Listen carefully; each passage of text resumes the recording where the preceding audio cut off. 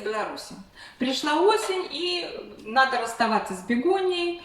Именно мы сегодня говорим с вами о клубневой бегонии, поскольку бегоний разных много, да, есть бегония элатиор, которая не будет засыпать, есть бегония гибридная, которая не образует клубни в нашем понимании, да, а такие утолщения просто у края стебля или вообще не образует. Нет, нас сегодня интересует именно клубневая бегония классическая, которая образует большие клубни. И вот что делать с бегонией, как сохранить вот эти клубни до весны, чтобы в следующем сезоне опять получить пышное цветение.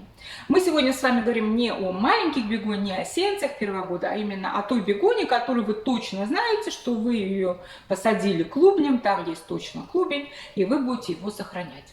Итак, что делать? Первым делом отвечу на такой важный вопрос, который часто задают начинающие любители бегоний. А можно ли ее вообще не укладывать? Скажу так, нельзя. Вы, если даже ее оставите дома где-то, она у вас подцветет, она может у вас улечься спать не в свое время. И вы к следующему сезону не получите вообще цветение. Если она у вас уляжется спать, допустим, в марте, да, или в апреле, а отдыхать ей нужно не менее 3 месяцев, то когда она у вас проснется? Понимаете, вы собьете ей вот этот биологический ритм. Ну и не насладитесь цветением в сезон. Поэтому давайте делать так, как нужно бегонии, а не так, как нравится нам. Итак, наша с вами задача уложить бегонию спать. Что для этого нужно? Вот вы забрали свою бегонию с улицы, да, и сейчас очень важная процедура – это химические обработки. Можно ли обойтись без них? Ну, можно, конечно, но вы знаете, что бегонии очень склонны к разного рода гнилям. И почему иногда говорят, что бегония сложное растение для выращивания, никак у меня не получается, вот пропадает она. Потому как пока бегония стоит на улице, то, конечно, она может набраться разных болезней. И потом в теплых условиях эти болезни начинают развиваться, доходят до клубня, и клубень мы не можем сохранить. Или мы начинаем терять все растение. Поэтому химические обработки очень важны. Какие обработки? 3 обработки мы делаем. Обработка земляного кома. Это мы делаем препаратом Привикур Energy, разводим его, поливаем.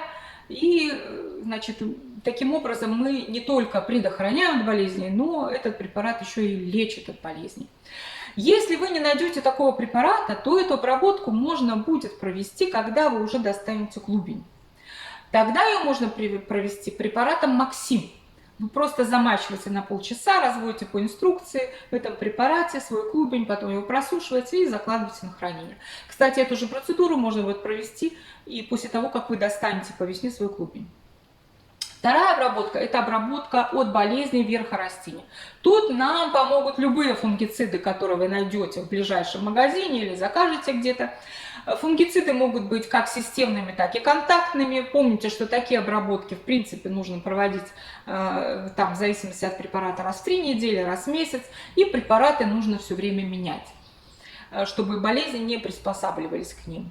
То есть вот эту обработку проведете любым препаратом, но ориентируйте, чтобы они у вас именно работали с гнилями разными. И третья обработка – это от насекомых, от вредителей. Тут мы идем по такому пути, или берем какой-то комплексный препарат, тоже обрабатываем, или ориентируемся на того вредителя, который у вас буйствовал в этом году. Вот у нас, допустим, в этом году на улице просто море было белокрылки, у кого-то тля была. Вот вы уже примерно представляете, с чем вам нужно будет бороться. Итак, обработки мы провели, теперь будем проводить разные агротехнические мероприятия, так называемые. Первое мероприятие, которое мы с вами проводим, это мы обрываем все цветки и бутоны. Как ни жаль, да, поднимается рука, не поднимается, но это нужно сделать. Вот я сейчас объясню вам, и вам будет легче с этим справиться. Потому что теперь наша с вами задача сделать крупным и сильным клубень для того, чтобы получить пышное цветение в следующем сезоне. А для этого нужно, чтобы питательные вещества не расходовались на цветение, а все уходили в клубень. И когда мы с вами вот так все обрываем безжалостно, да, все бутончики, они потом еще вылезут, возможно, вы опять их оборвете, вот, то уже больше питания поступает к клубню. Поэтому не жалейте, обрывайте.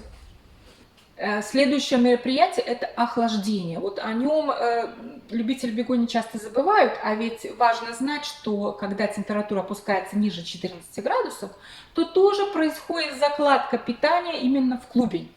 Вот если у вас какое-то есть такое помещение прохладное, где температура, допустим, 12, 10, 8 градусов, вот там можно еще пару недель подержать вашу бегонию.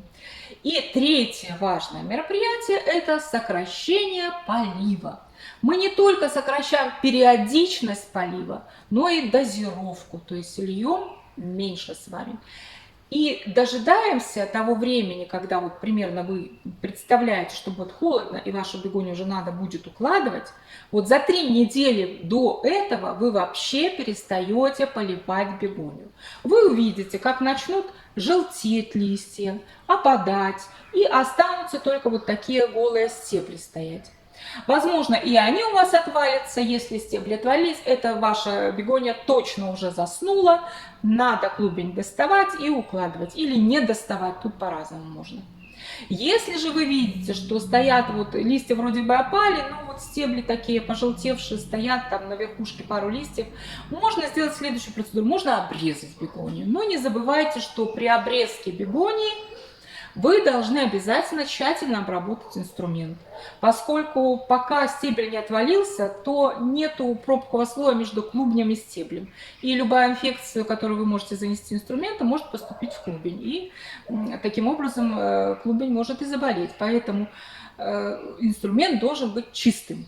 А вот когда уже у нас стебель отваливается, мы уже точно знаем, что все, клубень запробковался, защитился от инфекции, ему ничего не угрожает. Итак, мы провели 3 процедуры. Если не опадает, обрезали, оставили пеньки 2-3 сантиметра. Они у вас еще постояли немножко, и вы потом дотрагиваетесь, и прямо этот вот пенек у вас остался в руке, или они сами отвалятся. Вот это уже сигнал к тому, что ваш клубень точно уже заснул. Теперь, что делаем дальше? Если у вас немного бегонии, там 1-2 горшка, можно прямо в этих горшках заложить его на хранение. Поставить где-то в сухое, темное и холодное место. Если же бегоний много, вот как у меня, допустим, я поступаю так. Я их достаю, отряхиваю немножко, очищаю от корней, подсушиваю и складываю в один керамический горшок, пересыпая свежим покупным грунтом. И в таком виде храню их тоже. У меня вот есть прохладная такая темная комната. Где можно хранить? Ну тут я вам не посоветую, потому что у нас у каждого свои условия.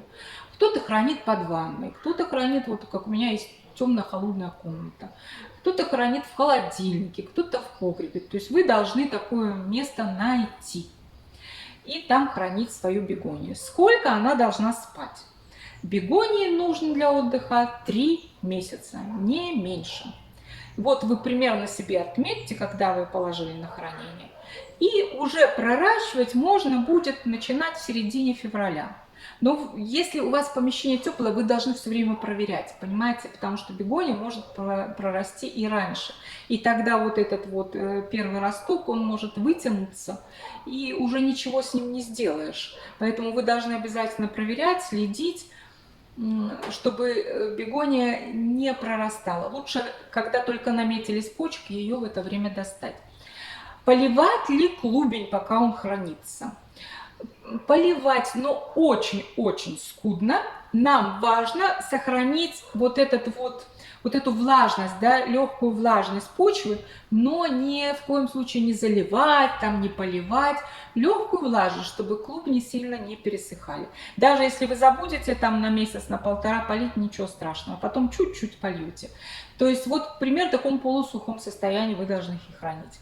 Ну и через 3 месяца, 3,5, как там нам подойдет время, да, вот середина февраля, мы уже начнем с вами ее опять проращивать для того, чтобы вовремя получить красивое пышное цветение бегонии. Ну вот, у меня на сегодня все. Заходите на канал, если видео нравится, подписывайтесь. А мне пора прощаться. До свидания. Надеюсь, до скорого.